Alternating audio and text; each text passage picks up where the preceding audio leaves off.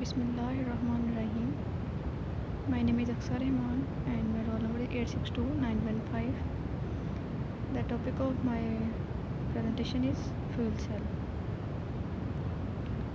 Contents: Introduction, advantages of fuel cell, history of fuel cell, working principle, types of fuel cell, applications of fuel cell, and disadvantages of fuel cell. First of all, we will see what is fuel cell. Fuel cell का हम लोग introduction देखेंगे. Fuel cell is a device which converts chemical energy from a fuel into electrical energy. Fuel cell एक ऐसा device है जिसके ज़रिए हम केमिकल एनर्जी को इलेक्ट्रिकल एनर्जी में कन्वर्ट करते हैं. एक फ्यूल सेल के अंदर एक केमिकल रिएक्शन होता है. एनोड इसके अंदर दो होते हैं. इसके अंदर एक एनोड होता है, दूसरा जो होता है वो कैथोड होता है. दो इलेक्ट्रोड्स होते हैं. एनोड वो होता है जिसके ऊपर पॉजिटिव चार्ज होता है. एनोड वो होता है जिसके ऊपर पॉजिटिव चार्ज होता है और जो कैथोड होता है उसके ऊपर नेगेटिवली चार्ज होता है. एनोड के ऊपर रिएक्शन होता है. एनोड पे यूजुअली जो होता है वो हाइड्रोजन होता है. हाइड्रोजन आयन होते हैं. हाइड्रोजन आयन जो है वो अपने आयन्स में और इलेक्ट्रॉन में टूटता है. जो इलेक्ट्रॉन्स हैं वो आउटर सर्किट के थ्रू मूव करते हैं और इलेक्ट्रिक लोड होता है उसके ज़रिए फिर एनोड से कैथोड पे जाते हैं हाइड्रोजन आयंस और ऑक्सीजन के साथ रिएक्ट करते हैं कैथोड पे जाके और फिर या किसी भी अदर ऑक्सीडाइजिंग एजेंट के साथ जाके रिएक्ट करते हैं और जो है वो कोई और फिर वहाँ पे रिएक्शन होता है. ठीक है. आगे नेक्स्ट है एवरी फ्यूल सेल हर फ्यूल सेल के अंदर जो है ना वो कोई ना कोई इलेक्ट्रोड होता है और कैटालिस्ट. कैटालिस्ट क्या होता है? वो चीज़ जो कैटालिस्ट जो रिएक्शन को स्पीड अप करता है लेकिन वो खुद रिएक्शन के अंदर यूज नहीं होते. सिंगल फ्यूल सेल जो होता है वो टिनी amount of electric direct current जो है वो प्रोड्यूस करती है. डायरेक्ट करंट प्रोड्यूस करती है.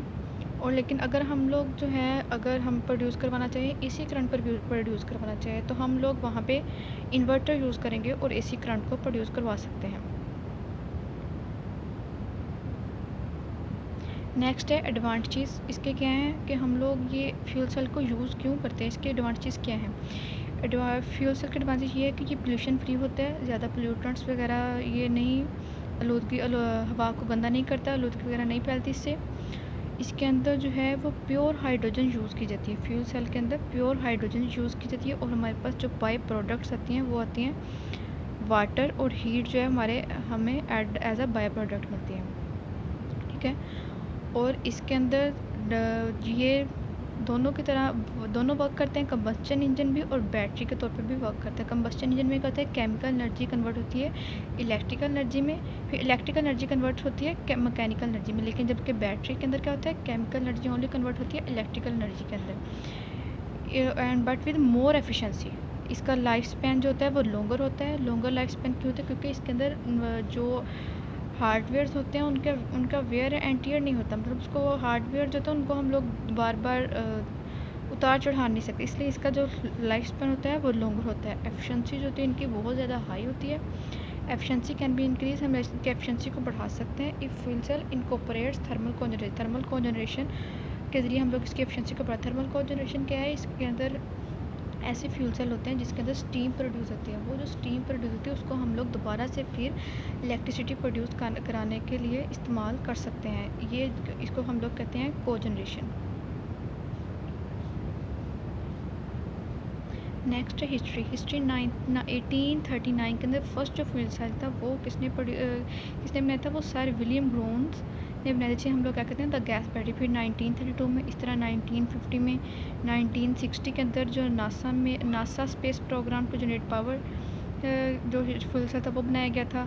फिर 1966 में, इस तरह 1980 में और एट द एंड 1990 में जो स्टेशनरी फ्यूल सेल जो बनाया गया था पावर बिल्डिंग के लिए इस्तेमाल करने के लिए. ठीक है. एंड पे 2005 में जो है ये पब्लिक अवेलेबल हुआ था fuel cell. Next working principle हम अगर हम लोग यहाँ देखें, एक ये एनोड है और कैथोड है. ये एनोड और ये कैथोड, ये एनोड ये कैथोड. हाइड्रोजन एनोड पे जो होता है वो यूजुअली हाइड्रोजन होता है. हाइड्रोजन आयन जो है वो अपने हाइड्रोजन जो है वो टूटता है आयन में और इलेक्ट्रॉन में. आयन जो है वो क्या करते हैं इलेक्ट्रोलाइट के अंदर मूव कर जाते हैं आयंस इलेक्ट्रोलाइट के अंदर मूव कर जाते हैं, और जबकि जो इलेक्ट्रॉन्स होते हैं वो थोड़ा आउटवर्ड सर्किट जो है वो मूव करते हैं। और हाइड्रोजन जो इलेक्ट्रॉन्स होते हैं, हाइड्रोजन के इलेक्ट्रॉन्स वो एनोड से होते हुए कैथोड के पास आ जाते हैं, फिर कैथोड के ऊपर रिएक्शन होता है। और जो इलेक्ट्रोलाइट होता है, इलेक्ट्रोलाइट क्या होता है? इलेक्ट्रोलाइट जो है वो एक ऐसा सब्सटेंस है जिसके ज़रिए हम जो है जिसके अंदर ओनली आयंस मूव कर सकते हैं, इलेक्ट्रॉन मूव नहीं कर सकते। लेकिन अगर इलेक्ट्रोलाइट के अंदर इलेक्ट्रॉन्स मूव करेंगे तो वो शॉर्ट सर्किट हो जाएगा। ठीक है, नेक्स्ट हम देखेंगे, ये अगर हम लोग यहाँ पे देखें, ये एनोड है, ये एनोड, ये कैथोड, ये एनोड पे जो रिएक्शन होता है, हाइड्रोजन जो है वो अपने आयन में और इलेक्ट्रॉन में टूटता है। जो इलेक्ट्रॉन्स हैं वो मूव कर जाते हैं एनोड से कैथोड की तरफ मूव करते हैं, और जो है फिर कैथोड के ऊपर क्या होता है, जो इलेक्ट्रोलाइट है उसके अंदर हाइड्रोजन आयन चले जाते हैं। फिर कैथोड के ऊपर क्या होता है, हवा से जो है वो ऑक्सीजन आती है, ऑक्सीजन H पॉजिटिव आयंस, और जो इलेक्ट्रॉन्स हैं वो मूव करते हैं। जो इलेक्ट्रॉन्स हैं वो हाइड्रोजन आयंस और जो ऑक्सीजन है वो रिएक्ट करते हैं, हमारे पास क्या बना देते हैं, वाटर बना देते हैं। ओवरऑल जो रिएक्शन होता है वो हाइड्रोजन और ऑक्सीजन मिलके क्या बनाते हैं, वाटर बनाते हैं। नेक्स्ट इसकी टाइप्स जो हैं, ये 5 टाइप्स हैं इसकी। Alkaline fuel cell, phosphoric acid fuel cell, इसको हम लोग ने स्पेसिफिक फ्यूल के इस बेसिस पे हम लोगों ने इसको डिवाइड किया फ्यूल सेल को इसकी बेसिक टाइप्स के अंदर, क्योंकि जो है इसके अंदर डिफरेंट इलेक्ट्रोलाइट्स यूज़ किए गए, इलेक्ट्रोलाइट डिफरेंट यूज़ किए। अल्कलाइन फ्यूल सेल के अंदर अगर हम लोग देखें तो हमने जो इलेक्ट्रोलाइट यूज़ किए हैं वो लिक्विड पोटाशियम हाइड्रोक्साइड है। इस तरह अगर हम लोग फास्फोरिक एसिड फ्यूल सेल के अंदर देखें, जो हम लोगों ने इलेक्ट्रोलाइट यूज़ किया वो लिक्विड फास्फोरिक एसिड है। और जो इस तरह प्रोटॉन एक्सचेंज मेम्ब्रेन के अंदर जो इलेक्ट्रोलाइट यूज़ किया गया वो सॉलिड पॉलीमर मेम्ब्रेन है। ऊपर वाले दोनों जो है उसके अंदर लिक्विड इलेक्ट्रोलाइट यूज़ किया गया, लेकिन जब प्रोटॉन एक्सचेंज मेम्ब्रेन के अंदर हम लोगों ने जो इलेक्ट्रोलाइट यूज़ किया वो सॉलिड पॉलीमर मेम्ब्रेन यूज़ किया। Next, molten carbonate fuel cell के अंदर हम लोगों ने जो इलेक्ट्रोलाइट यूज़ करना है वो मोल्टन कार्बोनेट है। सॉलिड ऑक्साइड फ्यूल सेल के अंदर जो इलेक्ट्रोलाइट यूज़ किया है वो सिरामिक का बना हुआ है, सरमिट का बना हुआ है, सरमिट का। ठीक है, अब हम लोग जो हैं 1 बाय 1 इनको डिटेल से डिस्कस करेंगे। अल्कलाइन फ्यूल सेल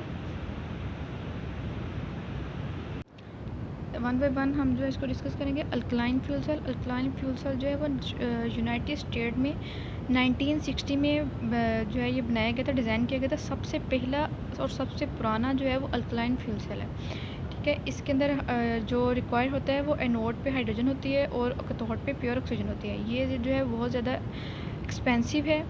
इसके अंदर जो हम लोग इलेक्ट्रोलाइट यूज़ करते हैं वो लिक्विड पोटाशियम हाइड्रोक्साइड यूज़ करते हैं, और जो पोरस ग्रेफाइट इलेक्ट्रोड्स होते हैं, और टेम्परेचर जो इसके अंदर होता है वो 80 to 100 डिग्री सेल्सियस होता है। एफिशिएंसी इसकी जो होती है 50 to 60% होती है। ये अगर हम लोग इसकी डायग्राम देखें, ये है एनोड ये है एनोड जो कि हाइड्रोजन, जिसके ऊपर हाइड्रोजन आते हैं, और ये है कैथोड जहाँ पे ऑक्सीजन है, प्योर ऑक्सीजन आती है। हाइड्रोजन अपने आयंस में टूटता है इस तरह, जैसे कि मैंने पहले वर्किंग प्रिंसिपल के अंदर बताया कि जो इलेक्ट्रॉन्स है आउटर सर्किट के ज़रिए मूव करेंगे, एनोड से कैथोड पे जाएंगे। और जो इलेक्ट्रोलाइट है इसके अंदर वो पोटाशियम हाइड्रोक्साइड का बना हुआ है, जो इसके वो होंगे आयंस होंगे, वो OH आयंस वो जो हैं इलेक्ट्रोलाइट के अंदर होंगे, जैसे कि ये दिखाया गया है। OH नेगेटिव आयंस यहाँ पे होंगे, तो ओवरऑल रिएक्शन होगा तो हमारे पास वाटर और कार्बन डाइऑक्साइड बन जाएगी। ये alkaline fuel cell use for Apollo mission के अंदर जो अल्कलाइन फ्यूल सेल यूज़ किया था वो ये वाला है। नेक्स्ट जो रिएक्शन होता है वो क्या होता है, एनोड के ऊपर जो रिएक्शन होता है वो हाइड्रोजन आयंस, ये हाइड्रोजन और OH नेगेटिव आयंस दोनों कंबाइन करते हैं और वाटर बनते हैं और इलेक्ट्रॉन्स बनते हैं। फिर आगे कैथोड के ऊपर जो रिएक्शन होता है वो ऑक्सीजन, वाटर और इलेक्ट्रॉन्स जो हैं वो मिलते हैं और OH नेगेटिव आयंस बना देते हैं। इसके अंदर जो है वो इलेक्ट्रिसिटी एंड हीट जो है वो एज अ बाय प्रोडक्ट हमारे पास आती है रिएक्शन के अंदर। नेक्स्ट है phosphoric acid fuel cell. Phosphoric acid fuel cell के अंदर जो एनोड होता है वो हाइड्रोजन और मीथेन, मैंने पहले भी जैसे कि बात की कि जो एनोड होगा वो ऑलवेज हाइड्रोजन से बना होगा या उसके साथ कोई ना कोई मिक्स्ड गैस होगी। तो ये यहाँ पे जो हाइड्रोजन एनोड जो बना हुआ है वो हाइड्रोजन और मीथेन से बना हुआ है। कैथोड ऑक्सीजन, कैथोड पे ऑक्सीजन होगी या कोई एयर आएगी। एक्चुअली एयर में ऑक्सीजन ही होती है, तो कैथोड ऑक्सीजन, कैथोड पे ऑक्सीजन होगी। इलेक्ट्रोड जो होगा पोरस कार्बन कंटेनिंग प्लाटिनम और its alloy as catalyst. Electrode जो होंगे वो प्लाटिनम से बने होंगे या इसके किसी न किसी अलाई से बने। जो टेम्परेचर होता है यहाँ पे वो होता है ऑलमोस्ट 150 to 210 डिग्री सेल्सियस और एफिशिएंसी जो इसकी होती है 40 to 70% एफिशिएंसी होती है।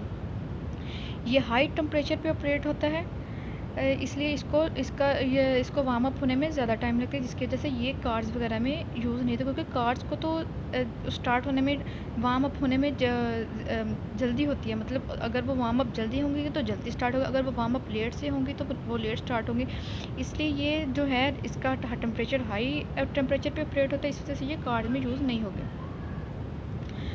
जो अगर हम लोग इसका केमिकल रिएक्शन देखें, एनोड पे हाइड्रोजन जो है वो अपने आयन में इलेक्ट्रॉन में टूटेगा। इलेक्ट्रॉन जो आउटर सर्किट के थ्रू मूव करेंगे और कैथोड पे आ जाएंगे, और कैथोड पे फिर जो इलेक्ट्रॉन्स हैं वो, और जो इलेक्ट्रोलाइट के अंदर जो आयन्स हैं वो और ऑक्सीजन जो है वो रिएक्ट करेंगे और वाटर बना देंगे। ओवरऑल जो रिएक्शन होगा वो हाइड्रोजन और ऑक्सीजन रिएक्ट करेंगे और वाटर बन जाएगा। ये जो है यूज़ होता है स्टेशनरी पावर जनरेशन सिस्टम के अंदर। ये फास्फोरिक एसिड फ्यूल सेल ये मोस्टली यूज़ होता है। नेक्स्ट है proton exchange membrane fuel cell. Proton exchange membrane fuel cell के अंदर इसकी जो पावर प्रोडक्शन होती है वो 0.3 to 3 मेगावाट रेंज होती है, और इसके अंदर जो एनोड होता है वो हाइड्रोजन और मीथेन और कोल गैस मिक्स्ड, मतलब हाइड्रोजन और मिक्स्ड गैसेस मीथेन और कोल गैस से बना हुआ होता है। और कैथोड जो है, कैथोड ऑक्सीजन और एयर होती है। इलेक्ट्रोलाइट इसके अंदर जो होता है सॉलिड पॉलीमर मेम्ब्रेन होता है, सॉलिड पॉलीमर मेम्ब्रेन होता है। मैंने पीछे जो दो आपको टाइप्स बताई उसके अंदर दोनों लिक्विड होते हैं। दोनों टाइप्स के अंदर जो इलेक्ट्रोलाइट होता है वो लिक्विड होता है, लेकिन यहाँ पे जो प्रोटॉन एक्सचेंज मेम्ब्रेन के अंदर सॉलिड पॉलीमर मेम्ब्रेन होता है। इसके अंदर प्रोटॉन एक्सचेंज मेम्ब्रेन इसलिए कहा गया क्योंकि इस पे के अंदर ओनली प्रोटॉन जो है वो मूव करेंगे। टेम्परेचर जो इसका होता है वो 50 to 100 डिग्री सेल्सियस होता है। ये लो टेम्परेचर पे ऑपरेट करते हैं। ये जो है लो टेम्परेचर पे ऑपरेट करते हैं, इसलिए इनको वार्म अप होने में ज़्यादा टाइम नहीं लगता। ये उसमें कार्स वगैरह में यूज़ हो सकते हैं। और एफिशिएंसी जो इनकी होती है वो 50 to 70% होती है। आगे अगर हम लोग इसकी ये डायग्राम देखें तो ये हाइड्रोजन एनोड पे होता है और जो ऑक्सीजन है वो इधर कैथोड से आती है। इसके अंदर कैटालिस्ट होता है, ये आपको दिखाया गया कैटालिस्ट दिखाया गया है। और इसके अंदर जो है अगर हाइड्रोजन आयंस जो है वो इलेक्ट्रॉन जो है वो आउटर सर्किट से मूव करके कैथोड पे आएंगे। लेकिन अगर ऐसा हो कि जो है वो इलेक्ट्रॉन जो है वो इलेक्ट्रोलाइट के अंदर आ जाए तो फिर क्या होगा, शॉर्ट सर्किट होने का ख़तरा होगा।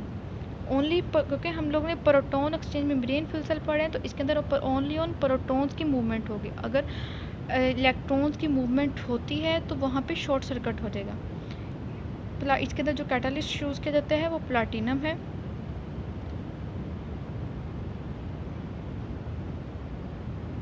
आगे नेक्स्ट है molten carbonate fuel cell. Molten carbonate fuel cell के अंदर जो एनोड है इज़ मेड फ्रॉम निकल, जबकि कैथोड जो है वो निकल ऑक्साइड से बना हुआ। मतलब एनोड के ऊपर जो होगा वो हाइड्रोजन और मीथेन और कोल गैस आएगी, और कैथोड के ऊपर ऑक्सीजन और एयर होगी। इलेक्ट्रोलाइट इसके अंदर मोल्टन कार्बोनेट, एफिशिएंसी इसकी 45 to 65% होगी। ये high temperature almost 600 degree Celsius पे ऑपरेट होगा। They generate steam that can be use to generate more power. इसके अंदर स्टीम प्रोड्यूस होगी, स्टीम जो प्रोड्यूस होगी उसको हम लोग दोबारा से फिर इलेक्ट्रिसिटी प्रोड्यूस करवाने में यूज़ कर सकते हैं। इसकी पावर प्रोडक्शन जो होगी वो 0.3 से 3 मेगावाट रेंज तक होगी। These fuel cells are also best suited for large stationary power generation। ये जो है लार्ज स्टेशनरी पावर जनरेटर्स के अंदर यूज़ होते हैं। इसके अंदर जो केमिकल रिएक्शन होते हैं ओवरऑल वो एनोड के ऊपर हाइड्रोजन और कार्बोनेट जो है वो रिएक्ट करेंगे और वाटर और कार्बन डाइऑक्साइड में देवे, और इलेक्ट्रॉन्स होंगे वो आउटर सर्किट से मूव कर देंगे। कार्बन डाइऑक्साइड जो है ये अगर हम लोग ये देखें, कार्बन डाइऑक्साइड और वाटर जो है वो यहाँ से निकल आएंगे ये देखें वाटर, और हीट यहाँ से निकल आएगी और कार्बन डाइऑक्साइड इधर से आ जाएगी दोबारा, ठीक है। और जो है जो फिर दोबारा ये एनोड पे रिएक्शन हो गया और फिर कैथोड पे क्या होगा, ऑक्सीजन और कार्बन डाइऑक्साइड और जो हमारे पास इलेक्ट्रॉन्स आए हैं वो रिएक्ट करेंगे और CO3 बना देंगे। ओवरऑल रिएक्शन होगा हाइड्रोजन आइंस, ऑक्सीजन और कार्बन डाइऑक्साइड जो है वो मिलेंगे और वाटर और कार्बन डाइऑक्साइड बना देंगे। नेक्स्ट लास्ट जो इसकी टाइप है वो है solid oxide fuel cell. Last जो इसकी टाइप है वो है solid oxide fuel cell. Solid oxide fuel cell के अंदर जो एनोड होता है वो हाइड्रोजन और मीथेन कोल गैस से मिलकर बना होता है, कैथोड ऑक्सीजन और एयर, और इसके अंदर इलेक्ट्रोलाइट यूज़ किया जाता है वो डेंस लेयर ऑफ सिरामिक से मिलकर बना होता है जो कि सिर्फ ऑक्सीजन और ऑक्सीजन आइंस को पास करवा सकती है। इसकी एफिशिएंसी जो होती है वो 50 to 70% होती है। इसको हम ये जो है लार्ज स्केल स्टेशनरी पावर के अंदर यूज़ होते हैं, बहुत ज़्यादा वहाँ पे अच्छी तरह से वर्क करते हैं। Generator could provide electricity for factories और टाउन्स, ठीक है। ये जो है आलमोस्ट 700 से 1000 डिग्री सेल्सियस टेम्परेचर पे वर्क करते हैं हाई टेम्परेचर। इसके जो मोस्ट एडवांटेज है वो ये कि हाई टेम्परेचर की वजह से स्टीम प्रोड्यूस होती है, उस स्टीम को दोबारा से हम लोग फिर टरबाइंस वगैरह को रन करवाने के लिए इस्तेमाल करते हैं और इलेक्ट्रिसिटी प्रोड्यूस होती है, जिसको इस प्रोसेस को हम लोग क्या कहते हैं, को जनरेशन प्रोसेस करवाते हैं, को generation of heat and power, and it improve the overall efficiency of the system, जो कि ओवरऑल एफिशिएंसी ऑफ सिस्टम को इम्प्रूव करती है। ये यहाँ पे हम देखें जो इलेक्ट्रोलाइट बना होता है वो सिरामिक मेटल सरमिट से बना होता है। सरमिट किससे बनकर बना हुआ है, सिरामिक से और मेटल से, मेड अप ऑफ निकल mixed with ceramic material that is used for the electrolyte in that particular cell. Electrolyte is a dense layer of ceramic. Electrolyte जो एक dense layer है ceramic से that conducts oxygen ions, जो कि only on oxygen ions को conduct करती है। हम लोग solid oxygen fuel cell का पढ़ रहे हैं, तो only on इसके अंदर जो conduct करेगी वो oxygen ions को conduct करेगी। Electrolyte जब only on oxygen ions को conduct करेगा, ठीक है। Its electronic conductivity must be kept as low as possible to prevent losses from leakage current.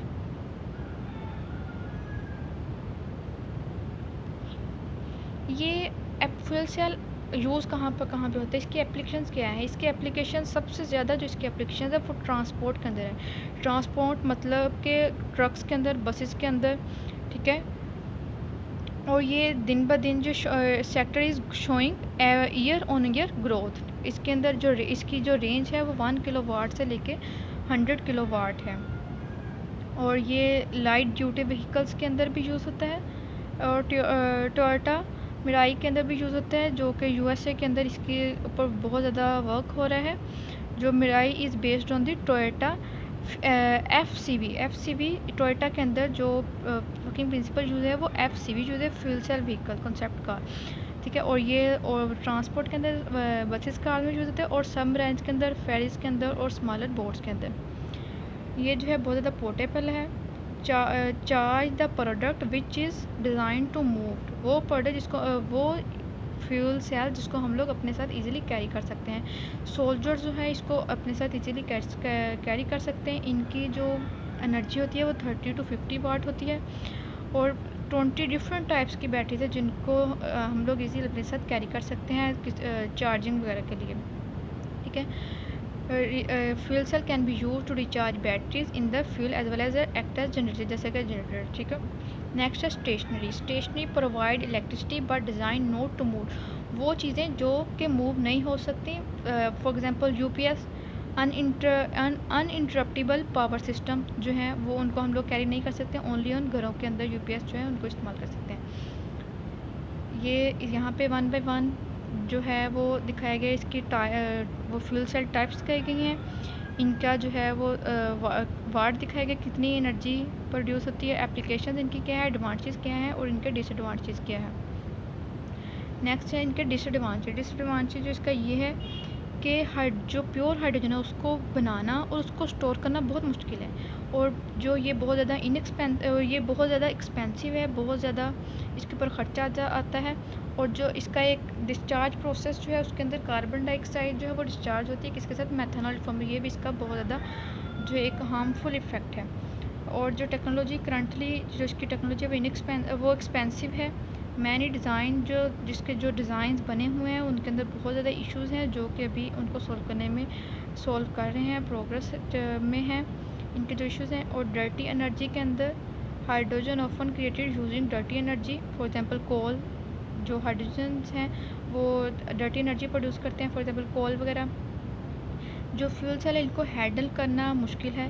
Pure hydrogen जो है उसको एक्चुअली जो है वो हैंडल करना मुश्किल है, क्योंकि फ्यूल सेल के अंदर जो मेन बेसिक एनोड के ऊपर जो होती है वो प्योर हाइड्रोजन होती है। प्योर हाइड्रोजन जो है वो हार्मफुल है और इसको हैंडल करना जो है वो मुश्किल है। इसी वजह से जो ये इसका मेन जो है डिसएडवांटेज है, और ये एक्सपेंसिव भी बहुत ज़्यादा है। Thank you.